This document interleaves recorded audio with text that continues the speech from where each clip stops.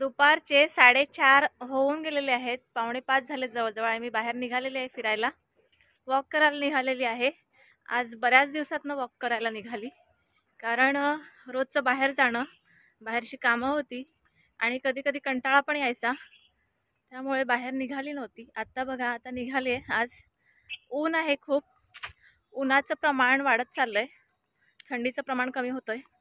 सकाळी भरपूर थंडी असते आणि मग संध्याकाळपर्यंत कडकडीत ऊन असतो. 6-6:30 पर्यंत. लवकर फिरायला यायचं कारण इथे ह्या रस्त्याला खूप ट्रॅफिक होत असते. त्यामुळे लवकर आलेलंच बरं. कारण इथे छोट्या मोठ्या कंपन्या आहेत आणि त्या कंपन्यांतून मजूर सुटतात, कामगार, आणि मग खूप ट्रॅफिक होते. त्याचा व्ह्यू दाखवते. इथून चालत आली आहे मी.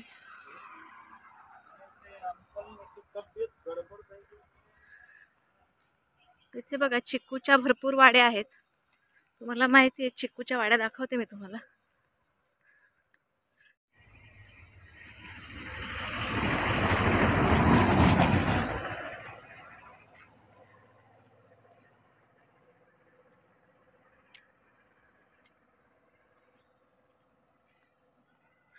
आणि बघा, आता कामगार सुटायची वेळ झाली आणि त्या बघा, त्या ताई पण चालल्यात.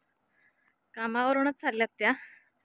किती सुंदर छान तयार होऊन चालत बघा. छान साडी नेसलेली आहे आणि त्या ताई कामावरून निघालेल्या आहेत. तर असं कधी कधी बाहेर निघाल्याच्या नंतर आपल्याला पण खूप बरं वाटतं, मन प्रसन्न होतं. आणि हे बघा, हे झाड कसलं आहे मी तुम्हाला सांगते.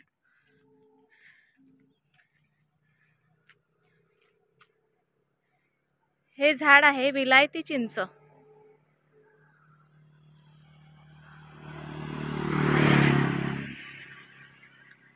विलायती चिंचेचं झाड आहे हे. तुम्ही कधी पाहिलं का? किंवा तुम्हाला ओळखायला येतं का हे झाड? नक्की मला सांगा.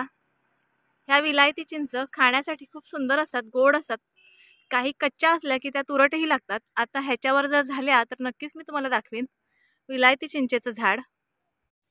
आज आमची 4 व्हीलर काही कामानिमित्त बाहेर गेली होती आणि त्या जागेवर बघा, इथे शेजारच्या त्या आजींच्या कोंबड्या आहेत. त्या बघा फॅमिली घेऊनच सारखे आल्यात. तो कोंबडा आहे, कोंबडी आहे, 3 पिल्लू आहेत. पूर्ण फॅमिली आज दाणे शोधायला आलेले आहेत. आणि मी पण कधी कधी थोडेसे दाणे त्यांना घालते. चालतं, दाणे खाल्लेले चांगले असतात त्यांना, त्याच्यामुळे मी ती घालत असते. थोडेसे तांदूळ वेगळेच ठेवते आणि मी त्यांना घालत असते. बघा, टोटल फॅमिली निघालेली आहे.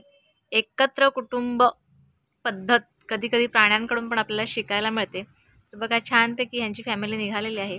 आणि इथे गाडी आता आलेली आहे आणि ही गाडी कुठे गेलेली तुम्हाला मी नक्कीच एक दिवशी सांगेन. आमचं काम असतं आणि तिथे आमची गाडी कधी कधी ही घेऊन जात असतात.